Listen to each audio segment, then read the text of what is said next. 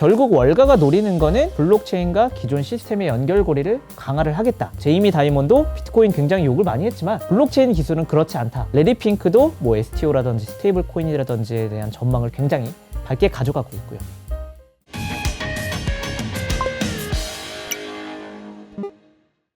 안녕하세요. 이호석입니다. 오늘은 헤이비트의 경지윤 팀장님 모셨습니다. 안녕하세요. 안녕하세요. 네, 벌써 네 번째네요. 네, 맞습니다. 이제 좀 한결 여유가 느껴집니다. 네네. 오늘 가져오신 주제는 사실 좀 뭐야 이거 이런 게 있었어? 약간 뒤통수 맞는 그런 느낌.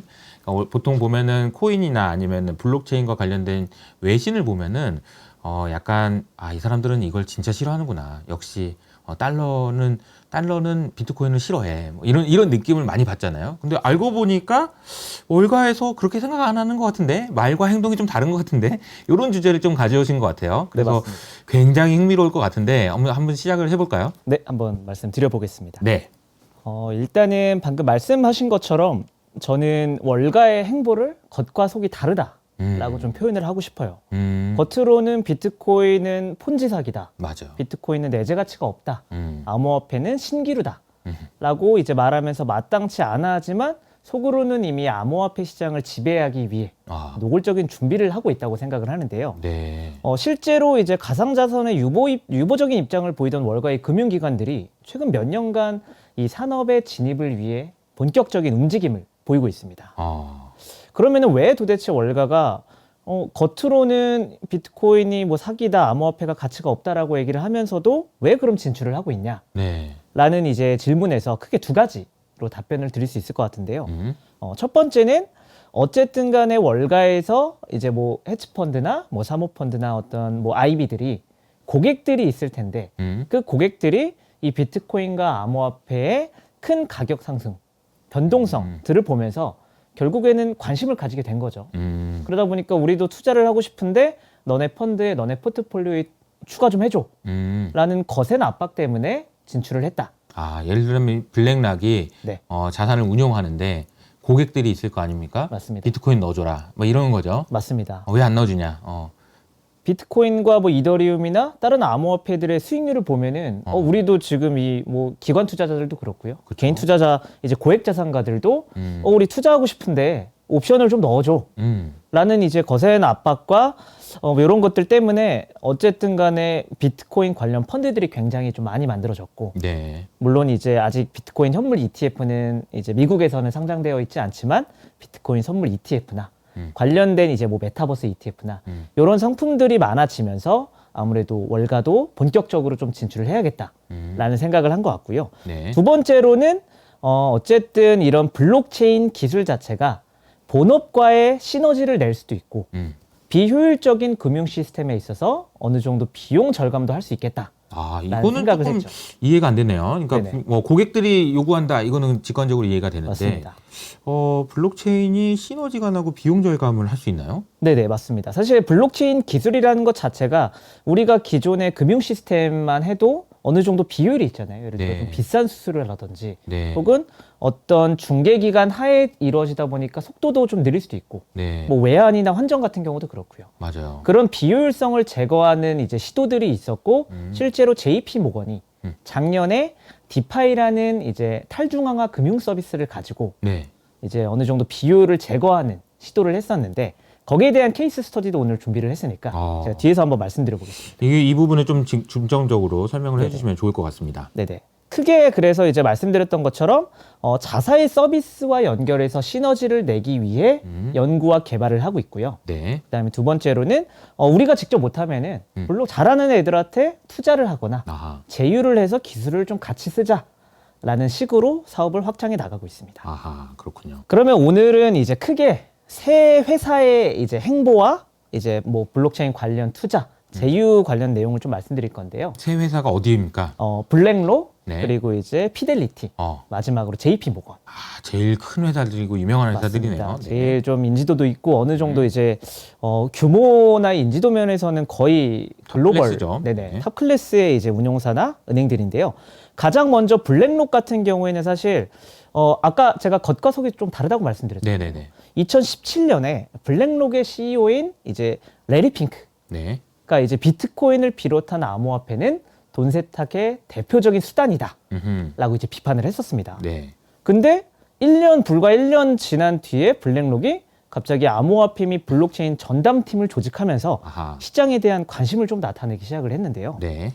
이후에 이제 계속해서 좀 잠잠하다가 작년 초부터 이제 갑자기 레리 핑크가 어떤 컨퍼런스에 연설해서 우리는 지금 이런 블록체인 기술 되게 좋게 보고 있고 특히 뭐 스테이블 코인이라든지 뭐 퍼블릭 블록체인이라든지 자산에 대한 토큰화 이런 분야를 연구하고 전망이 굉장히 밝다라고 밝히면서 블랙록이 완벽한 태세 전환을 한 것 같다라는 시장의 평가가 있었는데요. 네. 그거에 세기를 박은 게 작년 8월에 이제 지난 이제 제가 크라켄 거래소를 말씀드렸는데 크라켄이 미국의 2위 거래소라고 하면은 미국의 1위 거래소는 코인베이스라는 곳이 있습니다. 네.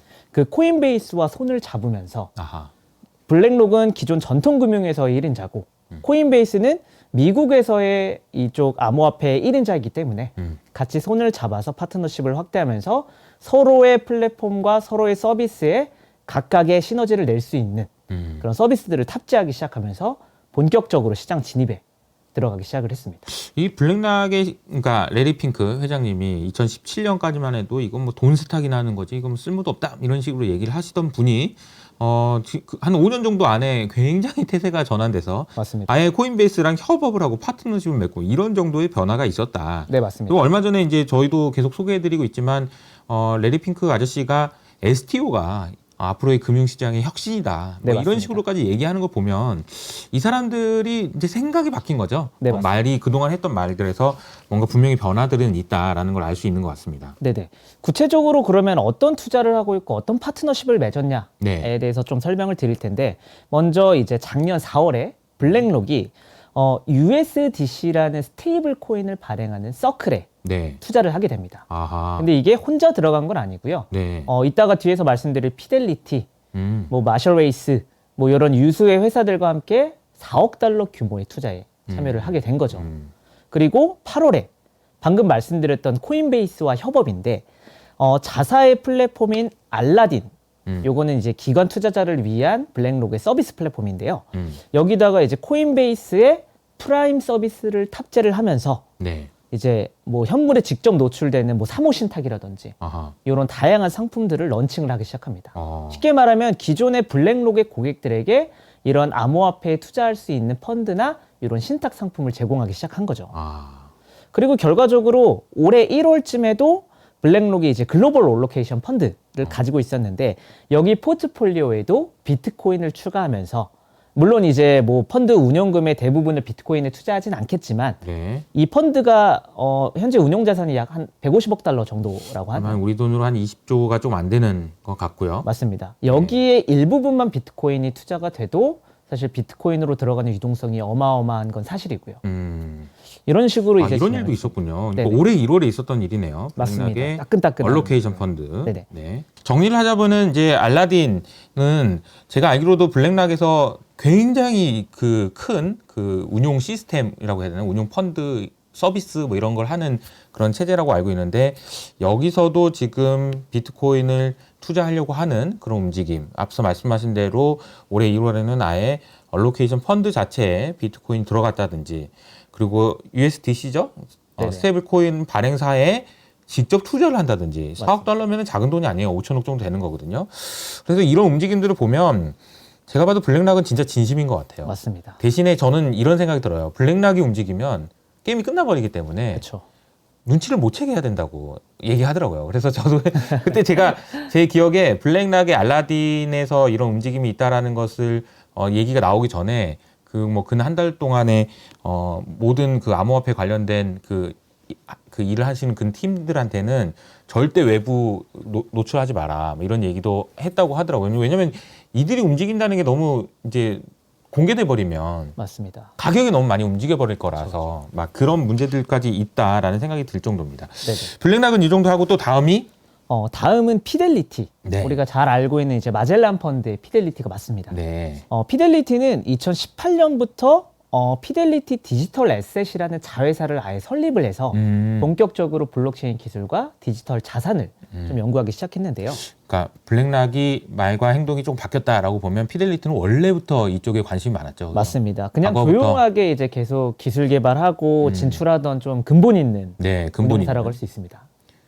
얘기 들어보면은 PC도 처음으로 투자했다고 하더라고요. 그쵸. 그러니까 이제 기술 개발이나 이런 쪽에는 정말 진심인 회사입니다. 맞습니다. 그래서 본격적으로 이제 피델리티가 어떤 서비스를 지금 좀 기획을 하고 있냐라고 네. 보면은 방금 말씀드렸던 커스터디, 보관과 관련된 보관. 서비스나 또 말씀드렸던 대출, 대출. 뭐 이런 이제 서비스를 제공하고 있고 여기도 이제 운용사다 보니까 네. ETF나 ETF 펀드를 이제 기초 자산을 뭐 비트코인이라든지 이더리움이라든지 이런 것들로 해서 제공을 하고 있고요. 2022년 같은 경우에는 크립토 윈터라고 해서 사실 비트코인을 비롯한 암호화폐가 굉장히 큰 하락을 한 해였습니다. 시장이 안 좋았죠, 많이. 맞습니다. 아까 말씀드렸던 코인베이스라든지 어떤 다른 거래소들은 대부분 다 미리 인원을 많이 뽑아놨는데 너무 떨어지니까 가격이 너무 떨어지니까 해고를 하고 이제 구조조정을 했는데 네. 반대로 반대로 피델리티는 10월에 아. 자사 디지털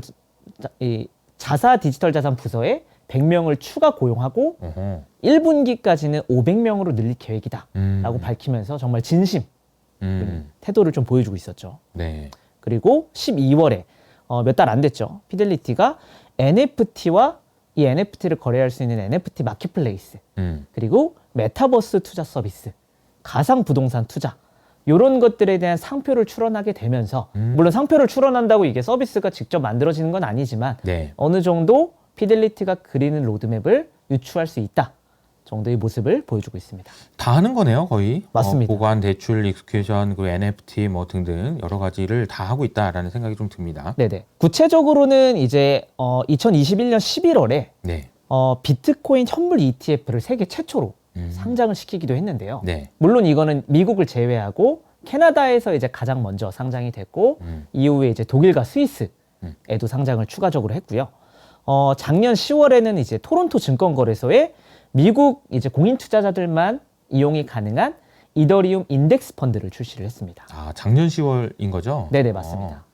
그리고 또 그 다음 11월에는 아예 피델리티 크립토라는 앱 서비스를 개발을 이제 천명을 했는데요. 오. 요거는 그냥 개인 투자자들을 위한 암호화폐 매매 서비스입니다. 네. 그냥 거의 거래소라고 보시면 되는데 이게 약간 특이할 만한 부분은 비트코인과 이더리움만 거래가 가능해요. 대신에 트레이딩 수수료는 면제. 밑에 있는 그림들이 피델리티 크립토의 그림인 거죠? 맞습니다. 네.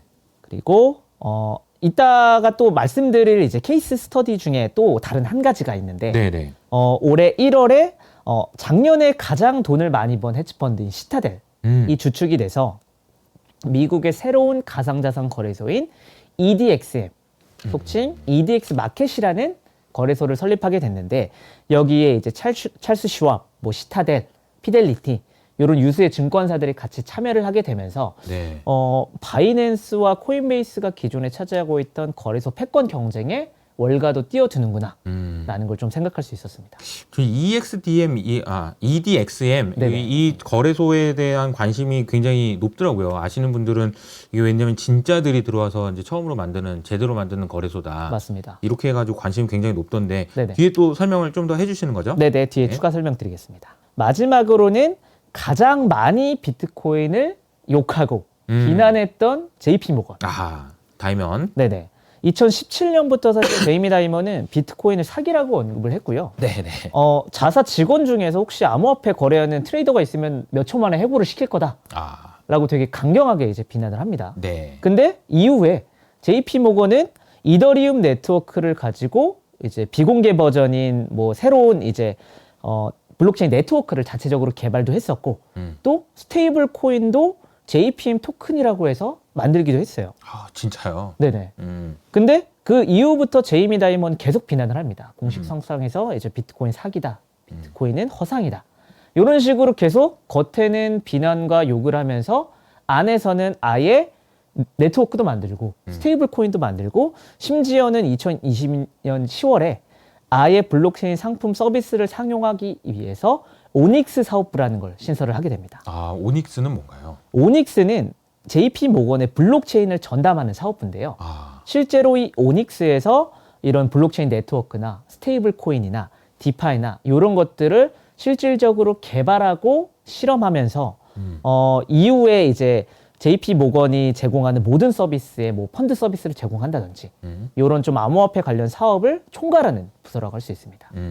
그래서 계속 욕을 했지만 제이미 다이먼은 비트코인은 사기다라고 얘기는 했지만 갑자기 한 2년, 3년 뒤에는 비트코인은 여전히 사기가 맞지만 블록체인 기술은 좀 다르다라고 갑자기 이제 태세 전환을 하게 되거든요. 네네. 제가 상상을 해보면 제이미 다이먼이나 뭐 우리가 잘 알고 있는 찰리 먼거나 이런 분들은 진짜로 비트코인은 사기다라고 생각을 하셨을 것 같아요. 맞습니다. 근데 이제 밑에 있는 친구들이 갖고 가서 이거 해야 됩니다 했겠지. 맞습니다. 보고 계속 올라가고 네네. 아니야 이게 쓰레기야 막 그러면서 해고시킬 거야 막 이러다가 가만 보니까 이거 블록체인은 그래도 세상을 바꿀 수 있는 기술인 건 맞으니까 맞습니다. 요거를 금융시장에 적용해보자라는 생각을 어느 순간 이제 했겠죠. 근데 이제 그걸 티를 너무 내면 안 되니까 좀 이제 그렇죠. 말은 좀 이렇게 하면서 이제 행동을 좀 바꾸는 맞습니다. 그런 행보를 보이지 않았나 이런 생각이 듭니다. 네네. 상상을 해보면. 그래서 구체적으로 JP 모건이 어떤 것들을 했냐? 일단은 2021년 7월에는 자사 고객들에게 5개 정도의 암호화폐 펀드를 네. 제공하기 시작했고요. 네. 그리고 2021년 11월에 오닉스 사업부가 블록체인 기술을 가지고 독일의 이제 IT 대기업인 지멘스 다들 아시죠? 지멘스의 블록체인 기반의 결제 시스템을 제공하게 됐고요. 그리고 작년 5월에는 아예 엘립틱이라고 불리는 블록체인 데이터 분석 회사에 6천만 달러 수준의 시리즈 C 투자에 참여를 하게 됐습니다. 그리고 작년 11월엔 JP 모건이 싱가포르 통화청의 의뢰를 받아서 탈중앙화된 대출을 통한 외환 거래를 진행을 했고요. 그리고 이후에 JP 모건 월렛이라는 공식 상표를 등록하게 됩니다. 아, 이 밑에 있는 게 그거네요. 네, 맞습니다. JP 모건 월렛. 네네. 이름이 되게 투박한데 되게 명확한 것 같아요. JP 모건의 입장을 대변하는. 그렇군요. 네네. 그러면은 아까 말씀드렸던 JP 모건이 탈중앙화된 대출 서비스를 이용해서 뭔가를 했다고 하는데 이게 대체 뭐고 EDXM이라는 거래소는 도대체 뭐길래 이런 유수의 증권사들이 참여를 했는지 네. 이 두 가지 사례를 제가 조금 더 자세하게 좀 분석을 해봤는데요. 일단 JP 모건 사례부터 좀 말씀을 드리겠습니다. 네. JP 모건은 싱가포르 금융관리국과 협력해서 그리고 뭐 DBS 은행이라든지 네. 일본의 SBI 디지털 자산 홀딩스들과 함께 최초의 탈중앙화 금융거래에 참여를 하게 됐습니다. 네. 쉽게 말하면 JP 모건이 스스로 한 건 아니고요. 싱가포르 이제 금융청에 의뢰를 받았지만 주도를 한 건 JP 모건이다라고 보시면 될 것 같습니다. 그러면은 외환 거래를 했다고 하는데 기본적으로 우리가 외환 거래 시스템을 생각하면은 그냥 기존에 있던 뱅킹 인프라에서 뭐 이런 스프레드를 고려해가지고 뭐 환전을 하고 외환 거래를 하고 이런 것들을 생각을 하겠지만 이번 프로젝트는 우리가 흔히 알고 있는 블록체인 네트워크 중에서 폴리곤이라는 네트워크가 있습니다. 네. 뭐 비트코인, 뭐 이더리움, 솔라나, 폴리곤 뭐 이런 네트워크 중에 하나인데 굉장히 수수료가 저렴해서 요새 이제 미국의 기업들이 좀 많이 활용하는 네트워크인데요. 이 폴리곤 네트워크와 아베, 뭐 에이브라고도 불리지만 아베라고 하는 디파이 서비스를 활용해서 10만 싱가포르 달러를 토큰화해서 엔화로 교환을 했다라는 게 핵심입니다. 아, 자, 이게 지금 싱가포르 달러를 엔화로 교체하려면 아마 이제 전통 시장에서는 싱가포르 달러를 달러로 바꿔서 달러를 또 엔화로 바꾸는 거래를 해야 될 거예요. 네네. 근데 이제 그렇게 하지 않고 토큰화 해가지고 엔화로 바꿨다. 맞습니다. 요 아래 이미지를 보시면은 기본적으로 A 회사를 뭐 JP 모건이라고 하고 B 회사를 이제 뭐 SBI 디지털 자산 홀딩스라고 가정을 하면은 네. 기존의 A 회사에서 가지고 있는 현금을 예금화를 하고 그냥 은행에서 사용하는 예금처럼 예금화를 하고 이 예금을 토큰화를 해버립니다. 쉽게 말하면 기존에 있던 예금을 토큰화된 예금으로 얘기죠. 그냥 블록체인 위에 올려놓는 거죠.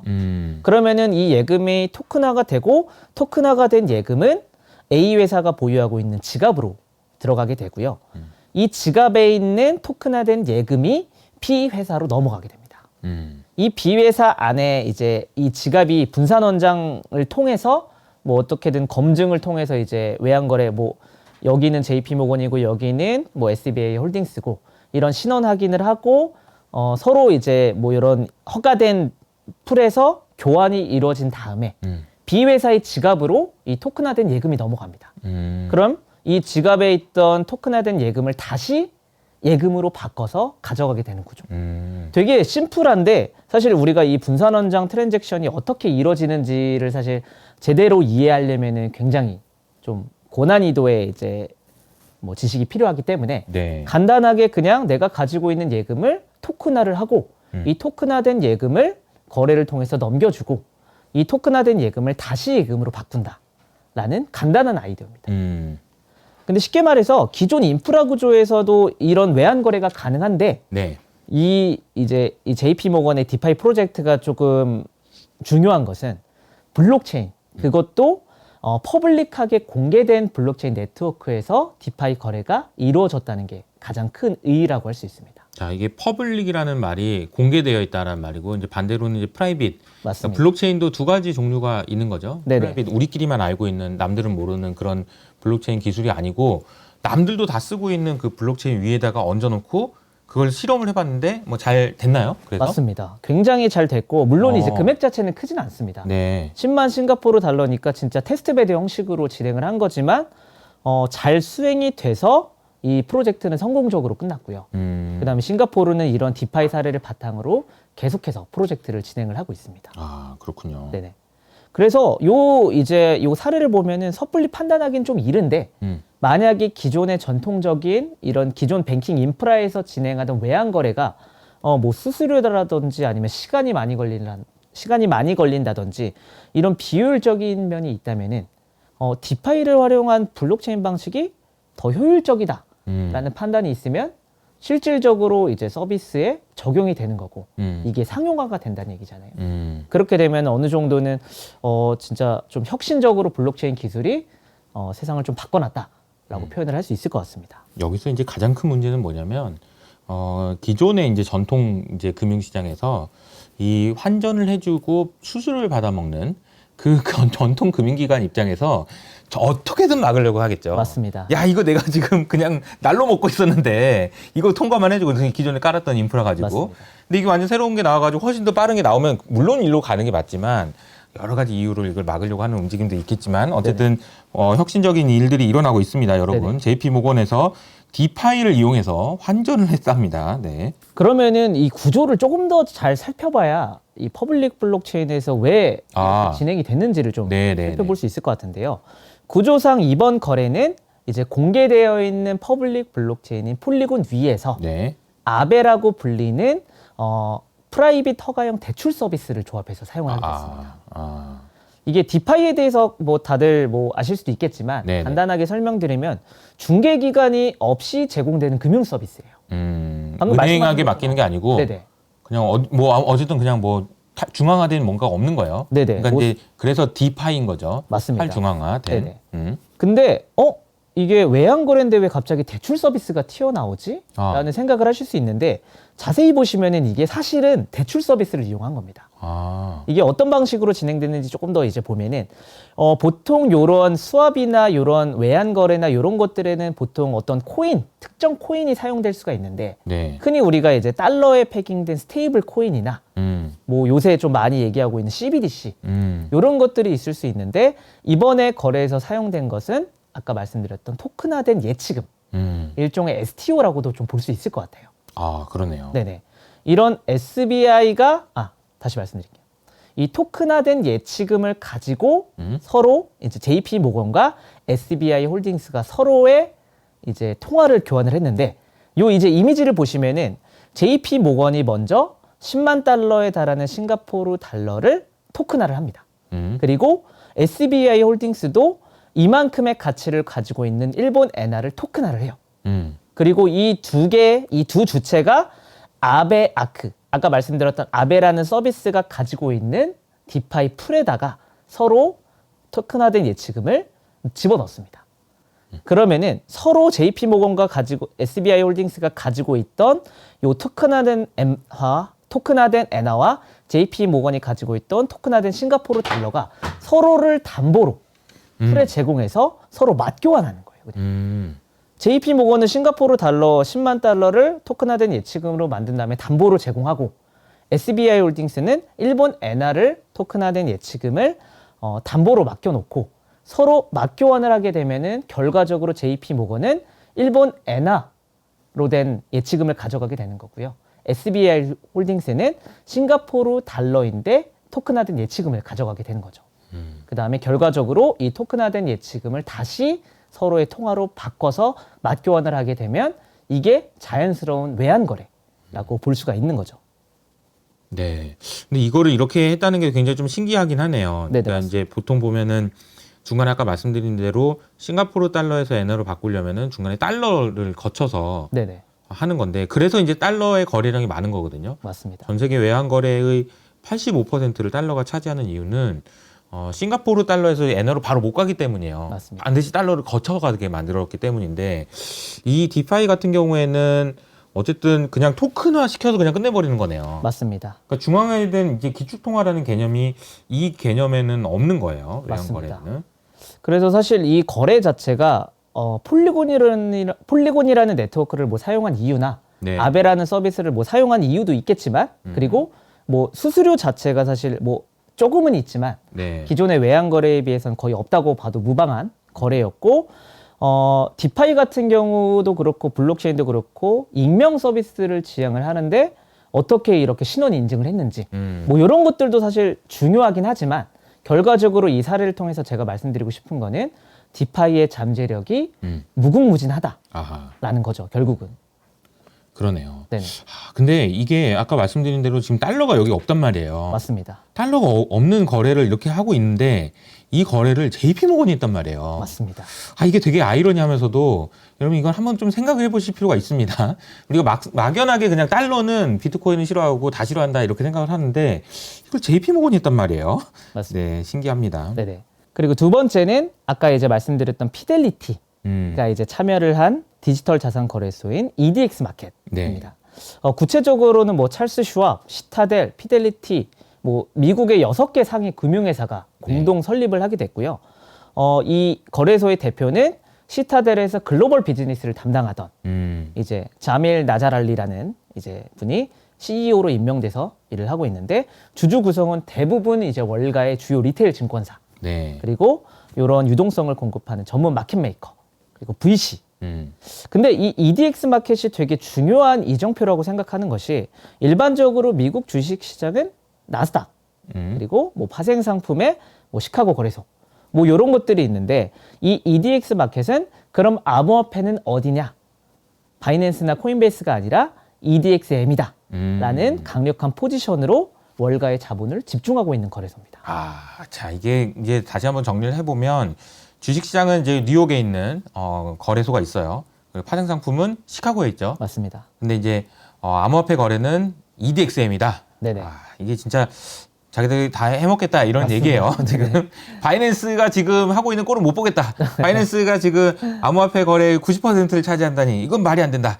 우리가 만들겠다 이런 얘기가 되겠습니다. 네, 맞습니다. 사실 이 EDMX의 시스템을 보면은 EDXM의 시스템을 보면은 네. 결과적으로 나스닥과 거의 동일해요. 근데 기존의 바이낸스나 코인베이스에서 이제 뭐 이런 암호화폐가 거래될 때 네. 보통은 이제 뭐 글로벌 플레이어들이 다 같이 들어오잖아요.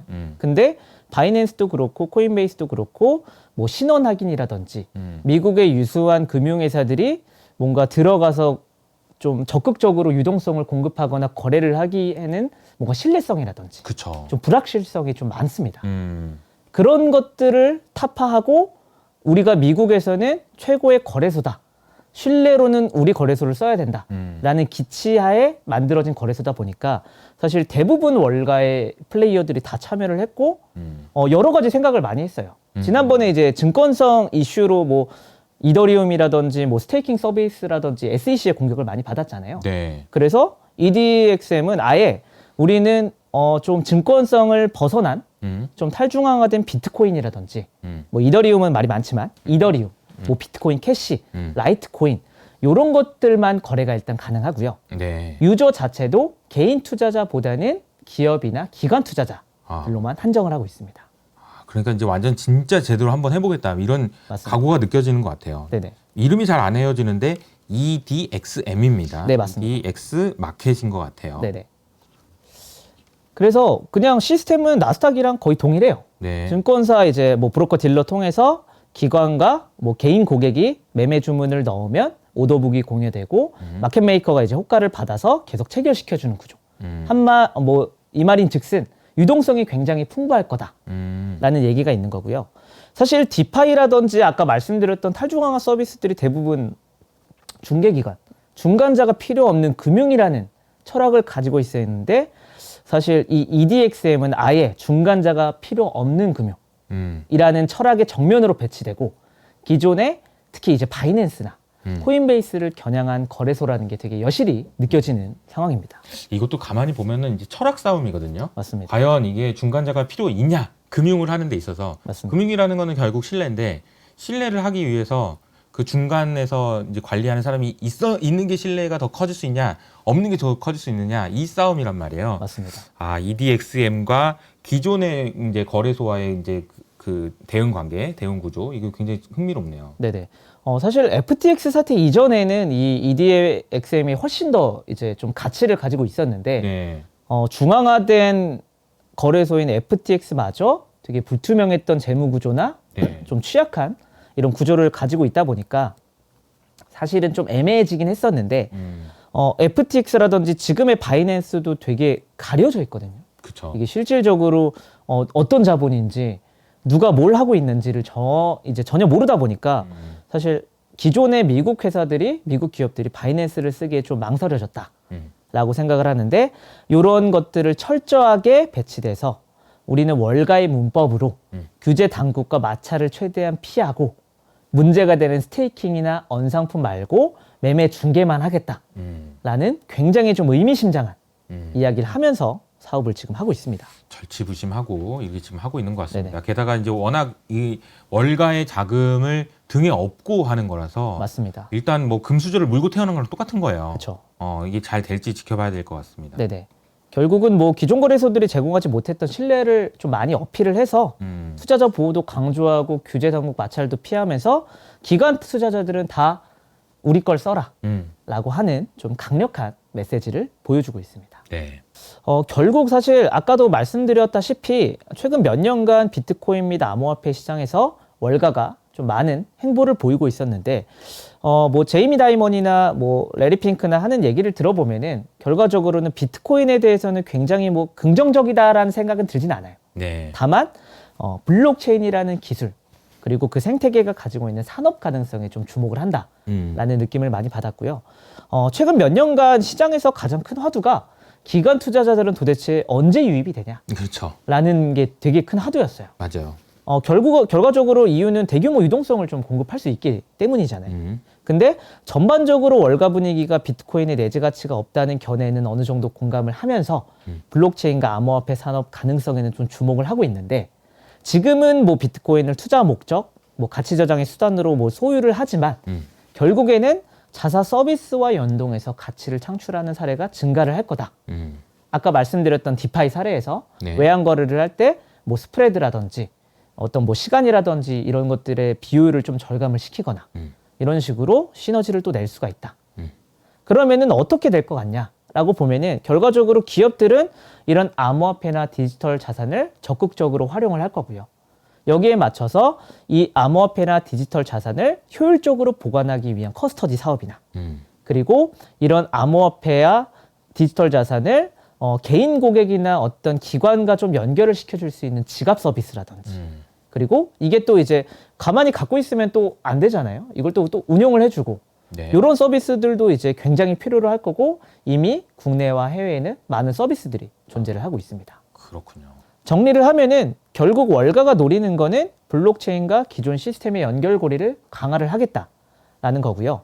블록체인 기술이 미래다라는 사실은 시장에서도 어느 정도 인정을 하고 있습니다. 뭐 제이미 다이먼도 비트코인 굉장히 욕을 많이 했지만 블록체인 기술은 그렇지 않다. 레리 핑크도 뭐 STO라든지 스테이블 코인이라든지에 대한 전망을 굉장히 밝게 가져가고 있고요. 근데 그와 비례해서 신뢰와 불확실성도 점차 커지고 있는 게 사실입니다. 특히 투자자 보호와 규제 측면에서 감독을 받고 있는 기관들은 이러한 불확실성이 해소되지 않는다면은 단기간에 좀 많은 인풋을 넣지는 않을 것 같아요. 사실 JP 모건도 아까 10만 싱가포르 달러 정도면 원화로 그냥 한 1억 정도 되게 작은 금액이잖아요. 근데 그 이상의 외환 거래를 할 때 과연 폴리곤과 아베라는 디파이 서비스를 쓸 거냐라는 거에서는 퀘스천 마크가 있는 거죠. 그저 그냥 한번 해본 거다. 뭐 네네. 이럴 수도 있는 거죠. 그럼에도 앞으로 이 블록체인의 장점을 활용해서 전통 금융, 전통 서비스에서 쓰였던 뭐 상품들이나 이런 핵심 이념들이나 이런 것들을 서로 융합시켜서 발전시키기 위한 시도는 많아질 거로 예상이 되고요. 다만 이런 기관 투자자들이 유입돼서 결국에 유동성이 많아지긴 하는데 그러면 이 유입된 유동성만큼의 가치를 만드는 게 바로 이런 블록체인이나 웹3 기업들의 과제겠죠. 그래서 마지막으로 이제 말씀드리고 싶은 거는 탈중앙화된 서비스와 기존 시스템을 브릿지하는 아하. 연결하는 기업과 서비스가 각광을 받을 시대가 더 빨리 올 거고요. 이게 이르면은 뭐 올해 그리고 뭐 내년 정도로 저는 개인적으로 이제 바라고 있고 이미 많은 플레이어들이 노력을 하고 계시고요. 네. 이러한 것들을 점차 신뢰와 불확실성을 해소하고 신뢰를 강화시키는 방안으로 간다면 곧 뭐 비트코인을 비롯해서 이런 암호화폐 시장의 미래가 좀 밝지 않을까라는 생각을 하고 있습니다. 그렇군요. 이게 그 오늘 보신 내용들은 여러분들이 다시 한번 곱씹어 보시면 좋을 것 같아요. 우리가 잘 알고 있는 블랙락이나 JP 모건, 피델리티 이런 회사들이 겉으로 말하는 것과 행동이 좀 다르다. 근데 구체적으로 그들이 무엇을 하고 있는지를 꼼꼼하게 살펴보니까 아까 디파이 설명하실 때도 저도 이야기를 했지만 이런 거를 JP모건에서 했다고? 정말이야? EDXM이라는 거래소를 얘네들이 이런 그런 진심을 가지고 준비하고 있다고 이런 생각을 가지시면서 시장의 변화나 산업의 변화를 체크해 보시면 좋을 것 같다라는 생각이 듭니다. 자, 오늘 수고해 주셨습니다. 감사합니다. 네.